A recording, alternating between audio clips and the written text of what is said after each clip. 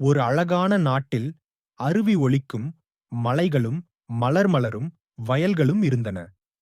அங்கே வாழ்ந்தார் ஒரு அன்புமிக்க ராஜா, பெயர் விஜயன், மற்றும் ஒரு அறிவுத்திறமிக்க ராணி, பெயர் வனிதா. அவர்கள் இருவரும் நாட்டை அமைதியாகவும், மகிழ்ச்சியாகவும் ஆட்சி செய்தனர். ஆனால், வாடும் மக்களை பார்ப்பது மட்டுமல்ல, மகிழ்ச்சியைக் கூடத் தர வேண்டும் என்று ராஜா எண்ணினார். அதற்காக ஒருநாள் ராஜா ஒரு அறிவிப்பு செய்தார்.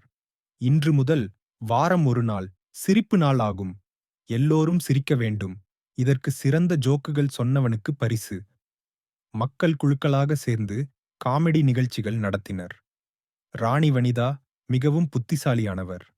அவளும் ஒரு நாள் ஒரு சிறிய பையனிடம் கேட்டாள், நீ என் ராஜாவை விட ஏன் அதிகமாக சிரிக்கிறாய்?